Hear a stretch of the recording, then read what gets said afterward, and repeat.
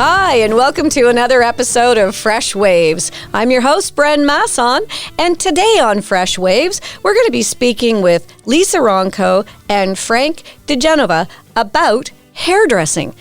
Both Lisa and Frank are hairdressers, and hairdressing is normally one of those normal things that all of us participate in every so often. There's people who get their hair cut twice a year. There's people who get their hair cut every 4 weeks, some every 3 weeks. I wish I had their bank account.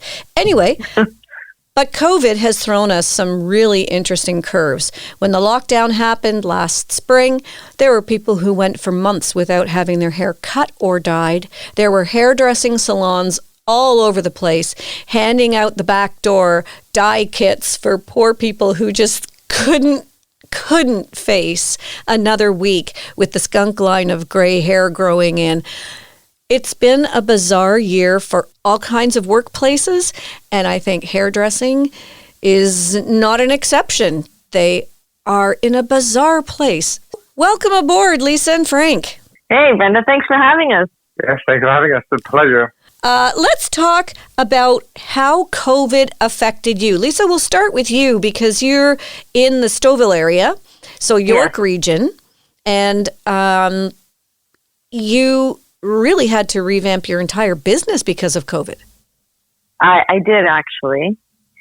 So what I had to do was basically, I do it out of my home.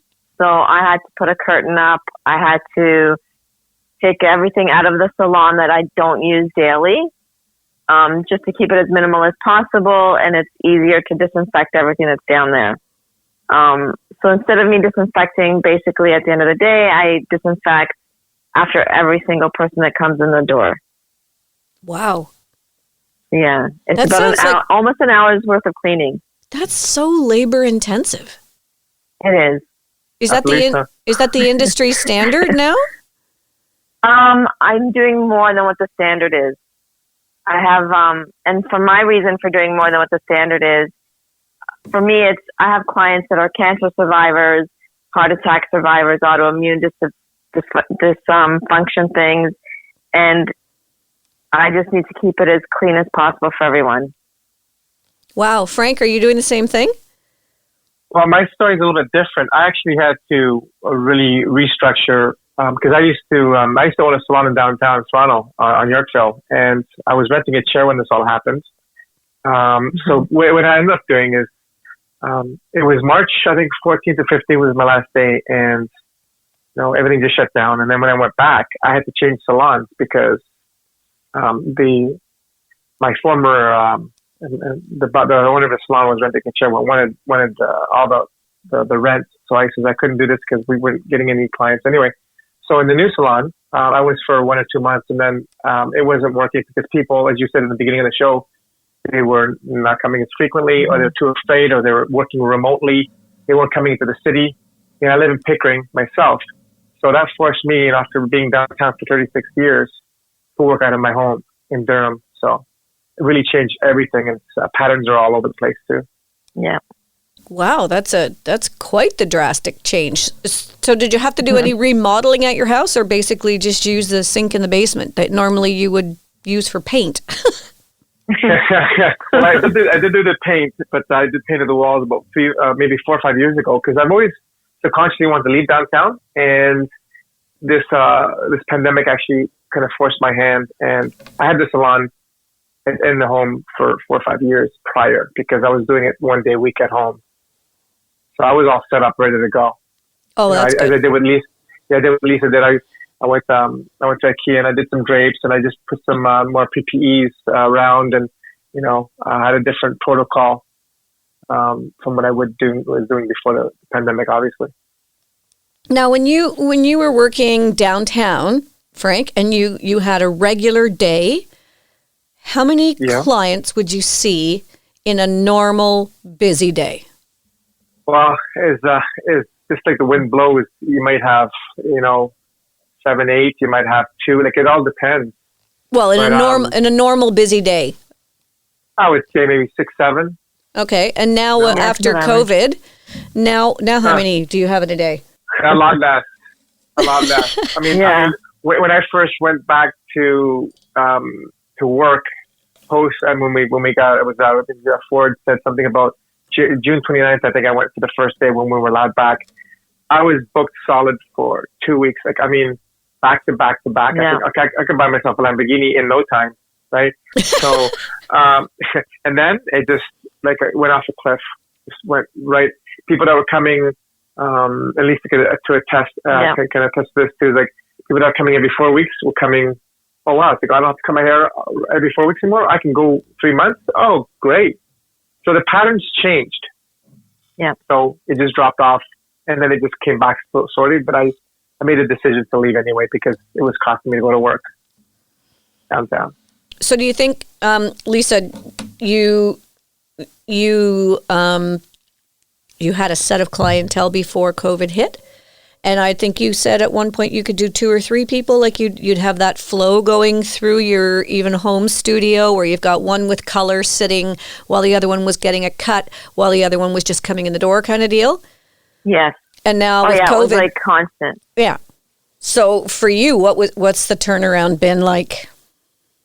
Oh, it's basically the same as Frank. I mean, you're going from 7, 8 people a day to now all of a sudden, if you're lucky, you get like 3, 4. And with me, the reason is because after every client, I spend almost an hour disinfecting. And you're not allowed to have more than one person in, right? So you can't do a color and then a cut in between or 2 colors in at the same time. It's one person at a time. And after each person, you're now disinfecting. And so it's changed completely.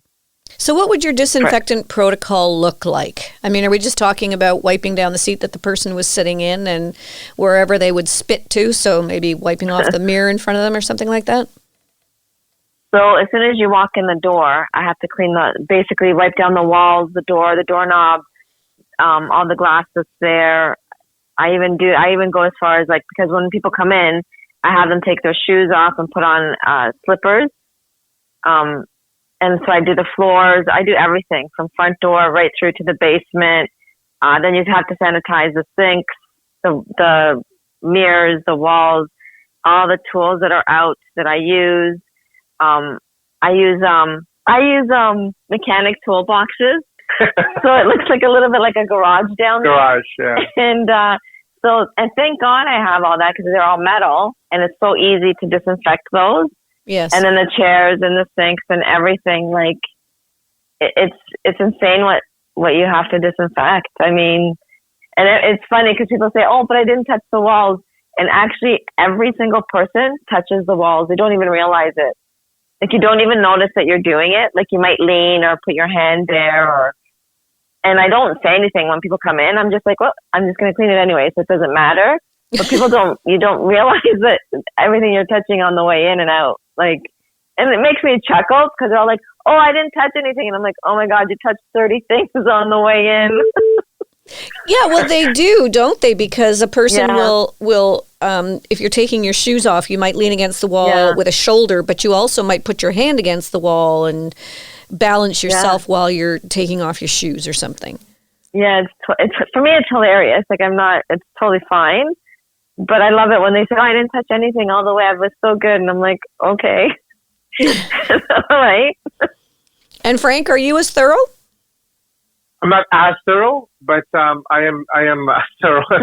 I laugh because Lisa takes literally an hour between clients. I mean, I'm due diligence with the wiping down tools and the workspace and the chair. And interesting with what Lisa said. How many times do people touch their face and they don't even realize? Yeah, you don't realize it. So I mean, it's and I have the PPEs ready if they don't have it. I have disinfectant. I mean, I'm more of a laid back approach. I mean, Lisa just generally in her her nature on a good day. I remember when we were in the studio recording our show for the first time, she put tissues in her ears to cover the headphones. So she was always germ centric from the get go. So this is just made it worse. Not made it worse, made it better for her, right? But it's it's very, very. I mean, I grew up in a household where I could eat off the floors. My mom was too. so clean that I could eat off the floors. So I know what hygiene is, and I do practice it, but I'm not as thorough as Lisa with the walls and stuff. And okay, yeah. Okay, so Lisa, you have a list when your clients come. You have things that you send them on the email first. And the reason I know this is because I happen to be a client of yours. Let's get that out of the way right off the bat. We don't do infomercials on this show, but I want people to be aware when they finish listening to this show, I want people to have in their minds a set of criteria that they are looking for when they go to a salon. I have a friend who recently went to a salon, and the attitude was, she asked, do I have to wear a mask? And they said, only if you want to. And she said, well, I would appreciate it if you were wearing a mask. And she said, well, if you want me to, I'll put it on. But this was all optional. And there were people getting their hair blow dried in the salon. There were people sitting under a blow dryer. And it was business as usual, chatting away while they're getting their hair dried and washed and things like that. So give us a rundown of what you believe the protocol to be. So when people arrive here, I'm usually outside waiting for them. I don't know how long that's going to be because it's getting colder and colder, but I'm outside. And when you arrive, you need to have your mask on. I check your temperature. I have a little thermometer. And we record all that. You fill out a questionnaire. There's, I think 7 questions on there. You sign it, you date it, put your phone number down. And then, I don't do any blow dries, at all. And the reason is because, I know this is hard to say all at once when I know the answers, but so the reason I don't blow dry is because even when you have like your average flu, cold, whatever, everything comes out of your pores in your hair. And when I blow dry, it's going to make everything kind of go into the air, like further, more than 6 feet. And I don't want that in my home. So I just don't do it. I've never charged for blow dries unless you come in specifically just for a blow dry. I don't charge for it. So I'm not blow drying right now for that reason. And when the day comes that we can blow dry, there's still not going to be a charge. Like I just don't charge for it. It's just something I don't do anyways. But I know that at a salon, for every little thing you do, there's a charge. So I understand why they would do that. Because they need that money. Like, do you know what I mean? Like, yeah, it's part of the revenue that they're bringing in. Yes, where I don't charge for that. So I don't know, Frank, do you charge for blow dries? I don't even think you do. No, it's all included if somebody wants. But yeah, it's just I don't. I remember working at a salon one time before I went to the because my dad owned the salon in Yorkville, and then I took it over afterwards. But doing work from other salons when I was first starting out, people it's like a haircut's a basic price. Then do you want a blow dry? It's so much money. Do you want mousse? It's like $2. Yeah. What nickeling and diming is? It's like no. Yeah. No, tell me how much it is. Right off the bat, I want to know how much it is to get my hair done so that I come in with it looking one way and I go out with it looking another way. I want the package deal. This is the price. The breaking it down into what each follicle is worth is just not my thing. Yeah. Exactly. It's wrong. When I do quote a price, it's taxes included. So it's not like, oh, by the way, then you add some more. Like I put everything off at once. So yeah, there's no sneaky surprises, anything. Oh, you include your taxes? See, I don't do that. I do. I just said, if it's like 60, 65, that's what I'll just deduct the 30% off when I do my taxes. Like I don't. Oh, okay. I don't get into like 64, 36 or something like that. I don't do that. I don't know. I guess I like the rounded numbers and transparency that way. Yeah, I like that idea. I remember when the HST, the gouged and screw tax, the GST, when it first came in, there's always like a mystery price. If you were there, see the price tag on something, and all of a sudden it's like this mystery price can be more. And that always bugged me. If I don't like it, I don't think other people will like it. So I'm going to just be transparent in my prices. So that's just the way I do it. It's not right or wrong. It's just the way I do it. Yeah, well, that makes sense. Okay. Yeah. So, Frank, are you doing blow dries right now? Just very lightly. I mean, I don't do the whole kind of, the style out. Like I'll just blow dry a little bit now. with is Lisa too. I remember when somebody wanted to come to the house, they wanted to come with their partner. I said, I'm sorry, you have to stay outside. And they're like, whoa, why? I'm like, because we guys only have one at a time. Mm-hmm. So, I mean, I'll do the blow dry, but it's not, if they need it, they want it, yes. But I mean, usually it's a towel dry. And I mean, when the winter's getting colder now, I'm just, I'd rather them have dried hair.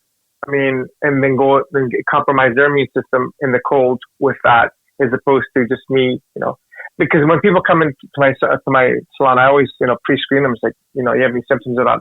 And we're all mature adults that, I mean, and I'm not saying anything with Lisa because she's due diligence and it's amazing. I mean, it seems like we're not being patronized, but it's like we know better now. Like people, it's almost like we're little kids being told what to do about all the protocols. We should know by now. If you feel sick or you shouldn't be going. I shouldn't. If I don't feel good, I'm gonna cancel the appointment. I said, I'm sorry, I'm not feeling well, or you know what I mean. It's just. Yeah. I allow adults to be adults, and obviously, reminding is always a good thing if they're not being diligent or they don't come with the PPE. I suggest it, Okay, so what is the PPE that you expect people to wear when they come to the salon now? Oh, definitely, the face like a covering. I would prefer the N95s more than anything, or surgical masks, because the cloth masks don't do anything. They're just the placebo. And then, they should have the surgical masks. And I have a whole stack of them at the front there, and with sanitizer. And I have a special thing that I made 100% alcohol. I put some lavender in it. I use that thing like crazy. Like Lisa, in that sense, I spray down everything all the time. And okay. Yeah, I don't even add the lavender. I just go straight alcohol. Yeah. I don't even mess with any scent. Hardcore. Yeah. And Lisa, you don't expect anyone to wear their own what is it, that bib kind of thing that you wear at the hairdresser? No. You I have still that. supply those. Yes, right? I launder mine. So as soon as you put it on, as soon as I take it off the client, I throw it in the machine. Like slippers, whatever you put on you, it goes directly into my machine. So everyone gets a clean cape every time they come in, and clean towels. And they get a Sanic strip that goes around their neck underneath the cape. Yeah, that's part of the protocol that the ministry, the health department gave us. Yeah. We had every salon, everybody had the protocols what to do, but one, no blow drying, one client disinfected before and after, all that, and the changing capes. You know what, Frank? I don't know about you, but a lot of this I was doing before anyways. Like, I never shared the capes. I never Yeah, because we're tiny and we get germaphobes. We had mothers we could eat off the floor, and we know. So I did all that before. Like the thing now is, yes, I'm washing my floors and walls after every client. Yes, I'm disinfecting like top to bottom, which I would do at the end of the day. But now I do it. Now it's just become a part of my daily routine. And because of that, I can only fit so many people in. That's right. And that's the whole thing, right? Doing that's protocols. The problem, right? You get less people coming in. And that's hurting the bottom line. It totally is. So it's making it hard for you guys to make the livings that you were before. Like, you're definitely having an income cut. Now, does that lend you then to be able to take advantage of some of the government aid in people who've been affected by COVID? Personally, myself, I had to, especially when that was my last day, March 15th to June 29th, I definitely couldn't even work. We were not able to do anything. Yeah. Right. Like I wasn't even able to give people like how people were doing the backdoor color. I couldn't even do that because my color was still at the place that I ordered it from because they shut down. So I had literally nothing here. I was like, okay. Yeah. So I even had hairdressers I don't know calling me saying, hey, do you have any color left? We need color. Really? If I had it, I'm not going to give it to you. Really? It's like Mad Max. Mad Max and the gas, Yeah, I'm like, sorry. That does sound really funny.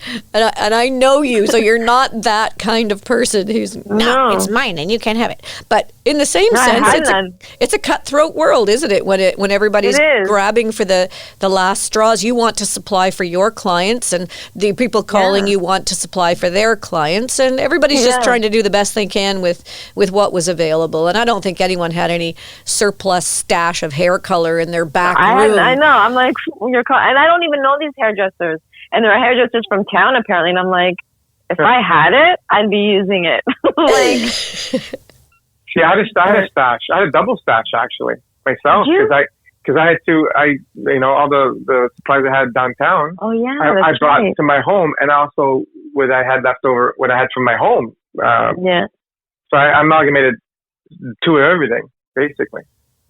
Wow, I wish Lisa had known that at the beginning, Frank. Yeah. So did I. She wouldn't have, like Lisa and I, we wouldn't, I can speak for myself, I can't speak for Lisa, so apologize for that, I wasn't the guy to do the color kits on the porch and leave it and then give me, because to me, this is kind of maybe bad. I mean, I love what I do, and I'm very compassionate with people. I just, people are going to take advantage of that and say, can you just mix me a color now that the pandemic's over?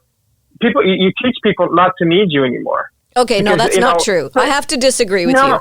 Okay, because speaking from personal experience, I've been dyeing my hair for a few years, and when the pandemic hit, my hairdresser gave me my old hairdresser, not you, Lisa, gave me the color out the back door, and with an instruction book of how to mix this with this, and now I've given you a little tube, so you mix a third of it, and I'm looking at the tube thinking, okay, what's a third? Especially the one that only had half in it to begin with, so what's a third of the half? Okay, that seems like a squirt of this, a squirt of that, and then, I'm kind of a weird person in that I save things, and I had saved a raincoat from the Maid of the Mist in Niagara Falls, so that's what I was wearing as my cape. Oh my God. Is it yellow? No, it's blue. It's the blue ones. Okay. The traditional Maid of the Mist raincoat.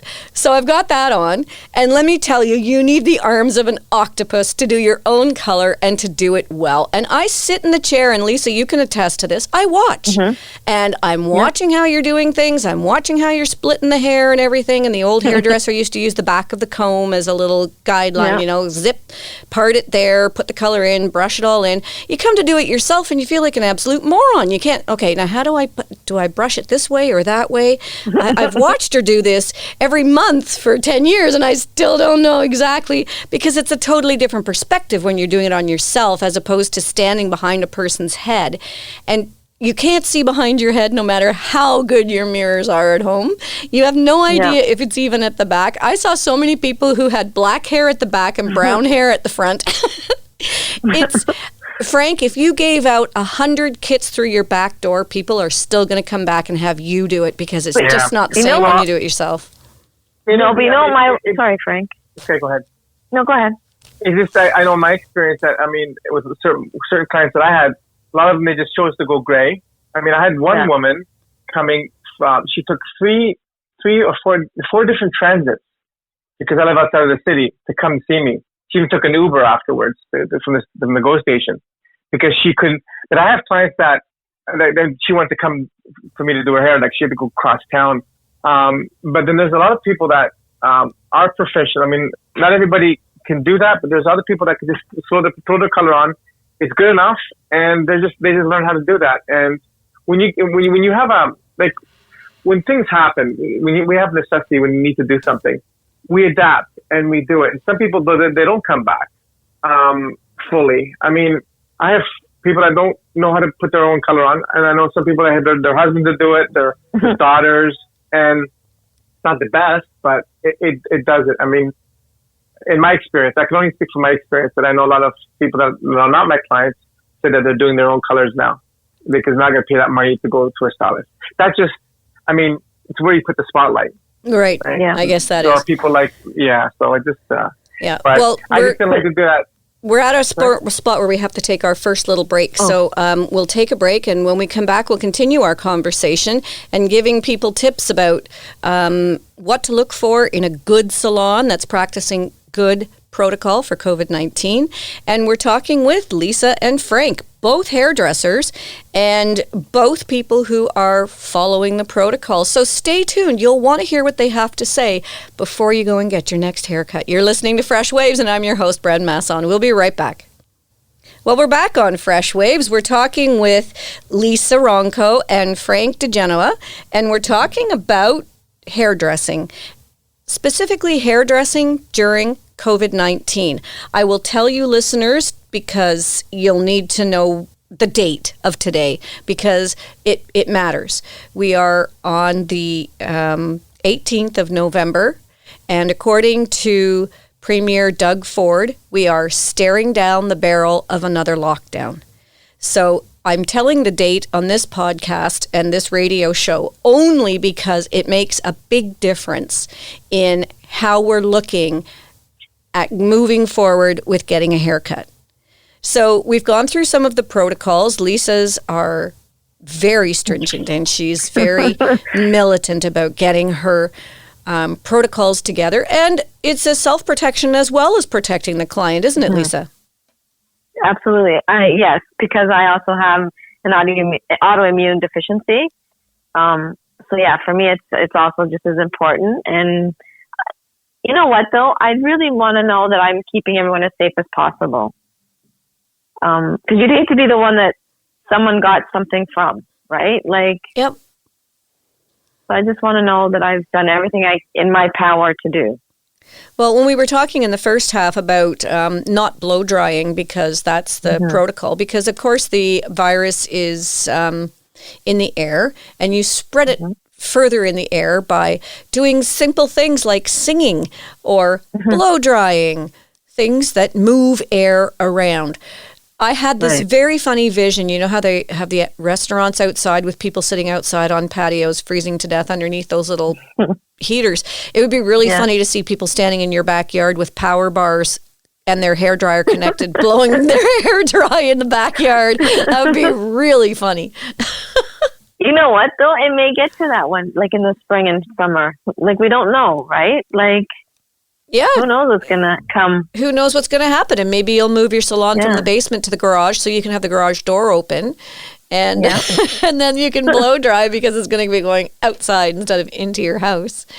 But, you know, I think maybe we should take a look at that in a household sense as well. Maybe people should be thinking about how often they're blow drying their hair. Maybe they want to wash their hair in the morning before they have breakfast and get ready so that it can dry in the air as much as possible before they go outside, kind of thing.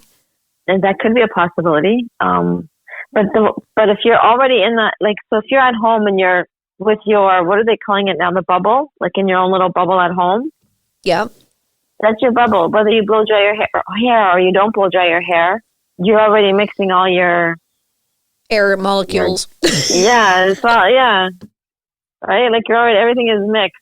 So I don't think in a bubble it really matters whether you blow dry or not. I mean, the health of the hair is better if you don't. Like, do you agree with that, Frank, that your hair is healthier when you don't blow dry it? Well, yeah. I mean, even water. Yeah. As soon as water hits it because your hair's pH is 4.5 to 5.5, and water's pH is 7. Well, it's not acidic water, but even getting your hair wet often damages the cuticle.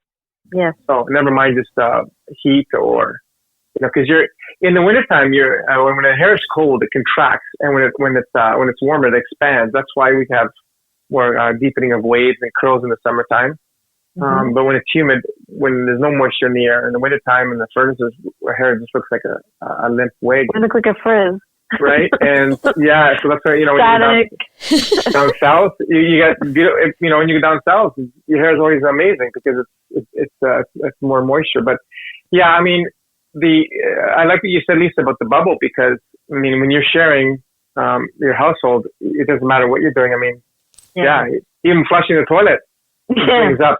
They should keep the lid down. Apparently, FYI. No, you have to. I always keep the lid down. Man. Because they've found deposits on toothbrushes of, you know, I'm not going to go there, but, you know, use your imagination. So, yeah, things move. Always shut that toilet lid. Yeah, keep the lid down when you flush.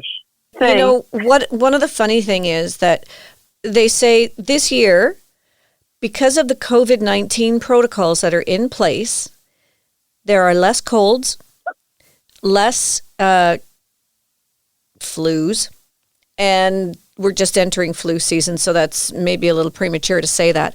But there are definitely less colds in the school system, in the workplaces, because people are washing their hands, they're wearing a mask, they're looking at cleanliness. I mean, I think when you go into a salon, if it's not normal practice, it should be that you're not wearing the same cape that someone else just wore and wrapped around their neck and sneezed on. I mean, that would just, if it's not standard, it should be. So it should be a standard. Yeah, it is. I mean, hairstylists, most hairstylists that I know, including myself, are hygienically diligent because, you know, I mean, you have to That's be. how we were trained. When the health department comes all the time and checks you out and, you know, changing our barbicide and looking at your tools and disinfecting your tools at the end of the day, and even in between clients, you know, we have different capes. That's par for the course for us. I mean, we just had to straighten up a little bit more doing to these protocols, and then Lisa actually took it to the next level, which is amazing. So, which is good. I mean, but because colds, I mean, you're washing your hands, you're getting less transmission with that, because colds are bacteria. And I think, do they live longer than the viruses? I don't know that whole thing, but I don't know how long they live, but I know it's bacterial. But my concern is, though, when you wash or disinfect too much, you're weakening the immune system a bit. That's my only concern. So we'll see what happens in the year or 2 years to come about the health of people, because, you know, when they said don't play in the dirt, when kids play in the dirt, they have a strong immune system. Yes. But whereas if you keep them always clean, and I mean, we have, you know, millions of beneficial bacteria and viruses in our body that keeps us going. And if there's an imbalance to that, then that might cause some immune compromise. I just wanted to throw that in there just to kind of not go against what you said, Brenda, just to kind of think we don't over sanitize either, because we are biological beings that we need all these things in balance. Mm-hmm. But I think when we're talking about wearing someone else's cape who might have sneezed on it, that's just standard. And I've always seen hairdressers with these little jars, and they've got combs in this concoction of liquid. The blue liquid. What is that blue stuff? The blue stuff. That's the barbicide. The barbicide. It's a what?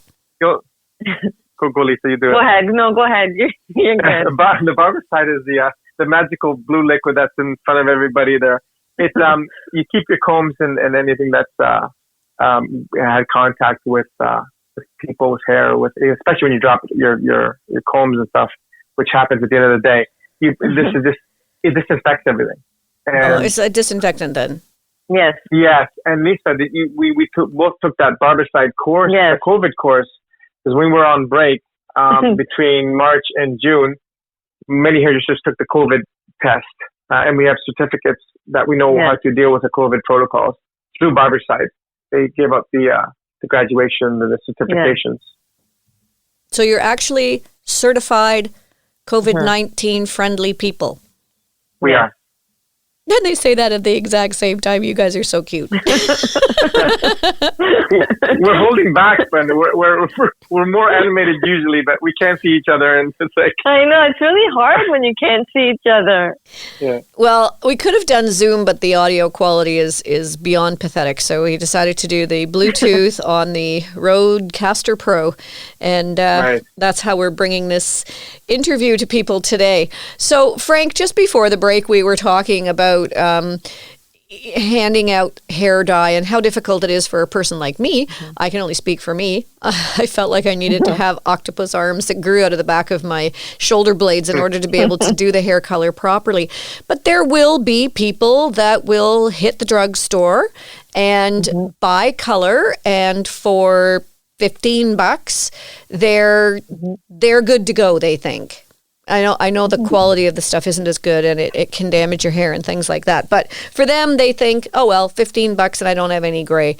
I do know somebody who colored their hair that way with COVID, and their two daughters helped them, and their hair turned out to be kind of a purpley burgundy color that none of them had expected.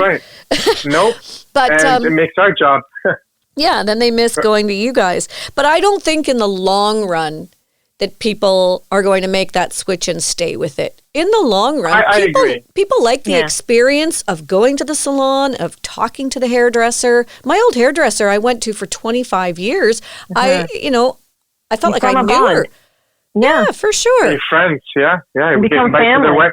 You get invited to their weddings and yes, stuff. I saw all the wedding pictures and holiday pictures. And, right. It's just, I saw her more than I see a lot of my really good friends. Yeah. Exactly. True. Interesting. I just posted something on social media. I had a client, actually an older, I used to live in Whitby before, and she came down and I did her hair. And I posted, and she had about 4 or 5 different bands of different colors on her hair. It was like crazy. So you're right. I'm getting that. We're getting that. Both Lisa and I were getting that. People that self-sabotaging or self-infliction with their color that makes our job. People appreciate it more, and they're grateful for what we can do. And it's an influx of correction work, which is in the long run, as you said, yes, it's gonna. But there are people that are gonna just have their husbands or their children do their hair, and easy peasy, simple, one color, and they don't care, which is their choice, right? I mean, people are working from home. And when you're working from home and you're not going out into the world, you don't really care if the skunk line is 3 inches wide down the middle of your scalp, and you're working in your pajamas, getting dressed from the waist up for a Zoom call, and But I think in the end, maybe society did need a bit of a shakeup to realize what's really important. What do you think? Mm-hmm. Oh, yes. I think we need a shake-up for that, absolutely. Like, I don't know, Frank, remember when this first happened? I mean, I really got into, I was never one to garden.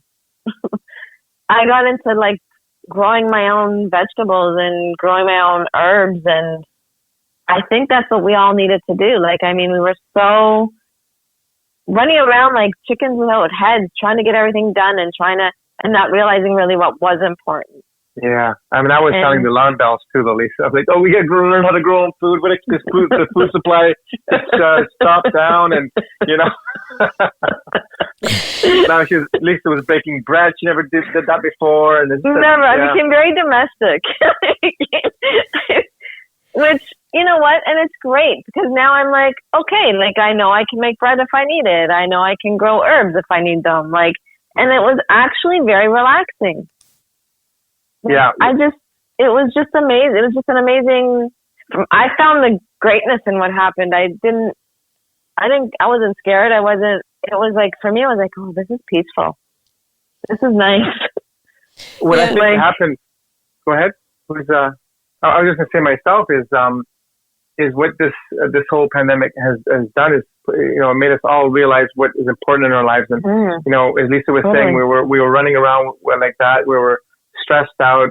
We were forced to stay home, the non-essentials. And many of us were in distraction mode with everything else. And now, you're stuck with yourself, and all the things you avoided on an inner level or the personal work has to be done. And now a lot of people couldn't deal with what they were avoiding through work, through distractions. This forced us to really take note and assess what is important in my life. And what do I need to do personal growth? And a lot of people were stressed out with that. And, mental health is going crazy now. The numbers are rising for mental health. And people don't want to do the work.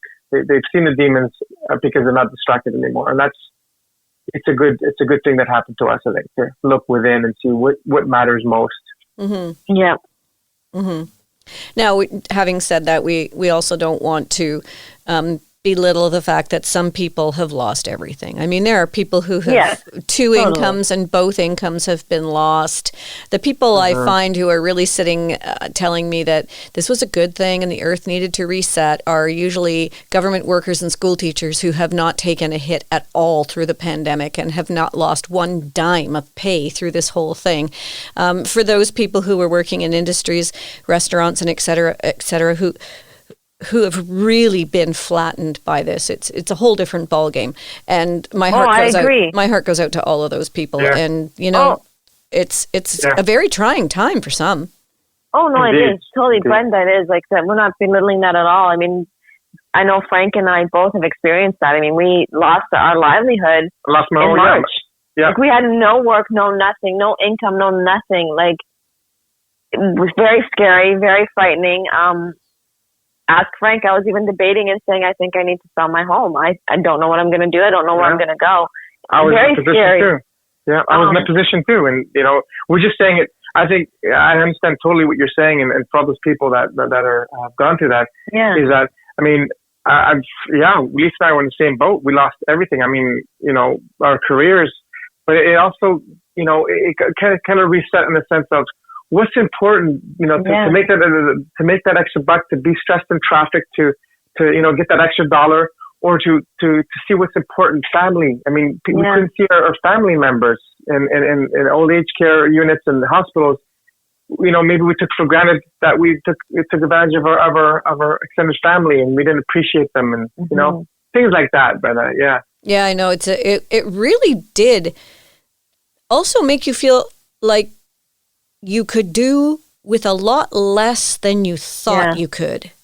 Exactly. Yes, that's where I'm at right now. I'm like, okay, I don't need all that stuff. I don't need all the fancy. I'm good. I can, like I said, I can grow my own herbs. Like, I got seeds for my herbs this year. I was like, look at me go. Like, that's awesome. Like, I was like, who knew? Like, right now, like, I'm not kidding you. I'm growing 2 carrot plants from 2 carrots that I grew, and I'm growing seeds from them right now. Like, it's great, crazy. Isn't it? Like, it's amazing. Like, yes.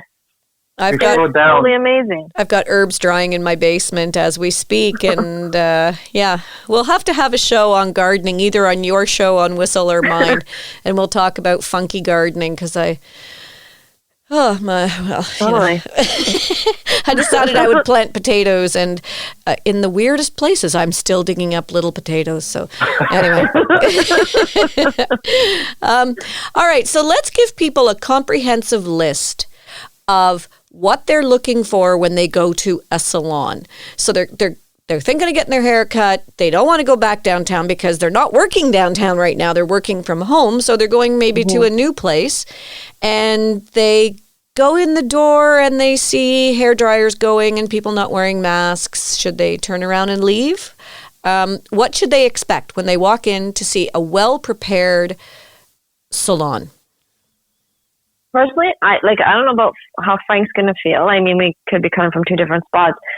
If you're going to go somewhere and they're not wearing masks, or they're not wearing, they're not sanitizing, or asking you to sanitize your hands, or I'd say, for me personally, I'd leave.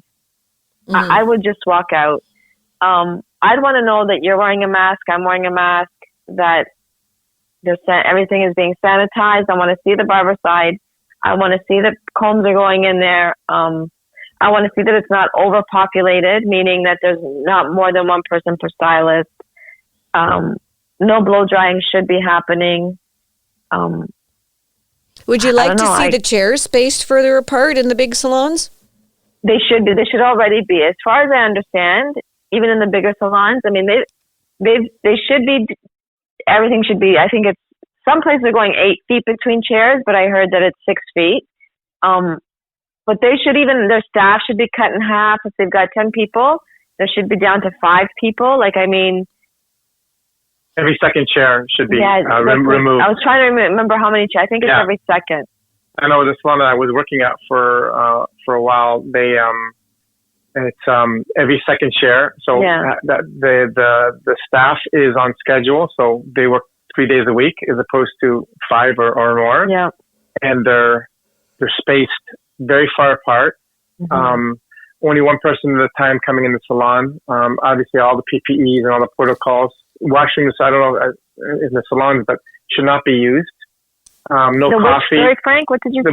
Bathrooms, restrooms should not be used. Yeah, no. Bathrooms are not used either. No, and no beverages, no magazines. Nothing. No blow drying, and make sure that, I mean, obviously, you have to feel like the respect the people, you have to kind of, as a client, I don't say patron, as a client, feel these things, and if they're not playing ball, you have the right to get it. I mean, and don't let them try to charge you, because some salons will charge you for canceling before. I mean, if they make an appointment through the credit card and they hold it and then they charge you, that shouldn't be allowed to happen. I don't even charge extra for COVID prices. I don't even do that.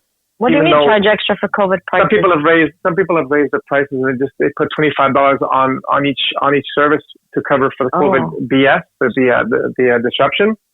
Oh wow! As a client or as a being served, you have the right to deny if you don't like what you see.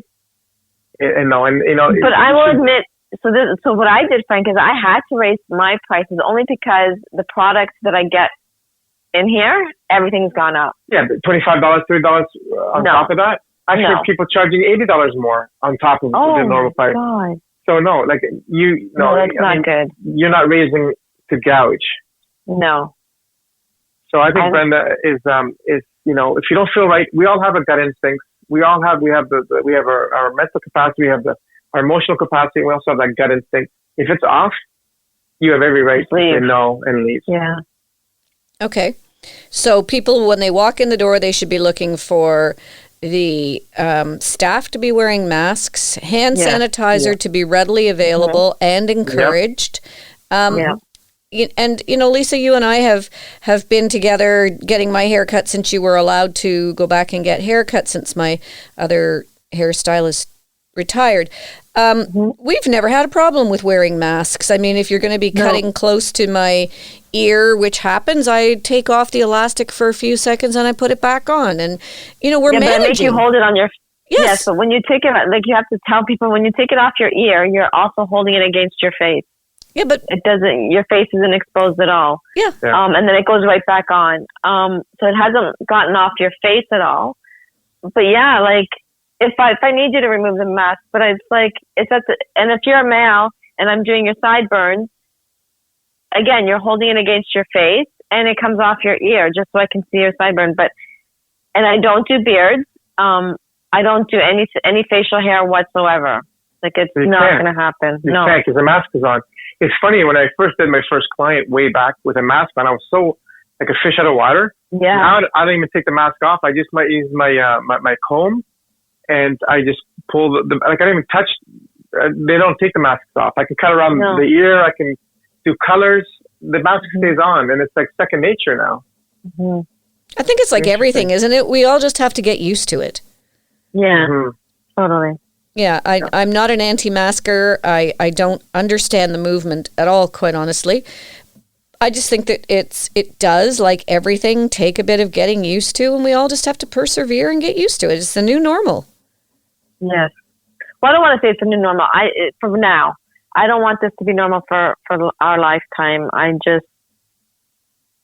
For now. I don't want this couple a forever years. Thing. Yeah, well, I know it'll be, yes, I've heard that the masks are here for a while, but I don't want it to be a forever thing. Yeah. Last time was 1918. They eventually stopped being worn. Yeah. As your immune systems adapt, they'll and whatever is going to be medically advanced is going to take care of it. I mean, yeah. And I think we're further ahead on a lot of things since then. Yeah, that's for sure. So okay, as usually happens on this show, it seems like it's over before it began, and we're out of time here on Fresh Waves today. But I would like to thank you two so much for coming in. We've been speaking with Lisa Ronco and Frank DiGenova, and I'm your host, Bren Masson. Thank you for having us. Well, I've really enjoyed having you guys, and I'd love to have you on again. As we said, Premier Ford has said that we are staring down the barrel of another lockdown. We don't know what that lockdown is going to look like from this point moving forward. And by the time this show airs, it's around the 24th of November, we may be under totally different circumstances and we may not be allowed to get our haircuts anymore. Yeah, that's my feeling. Who knows? Thank you for being the responsible hairdressers or hairstylists that you are. You call us whatever you want. Just don't call it late for dinner. Yeah, that's true. Well, thank you so much for joining us today on Fresh Waves. Thank you. And take care of yourselves, and we will speak to you again soon. You've been listening to Fresh Waves. Fresh Waves is heard every Wednesday at 10 o'clock or just after the 10 o'clock news on Whistle FM. And you can catch us on the podcasts at freshwaves.ca. Thanks for tuning in, and we'll see you again next week.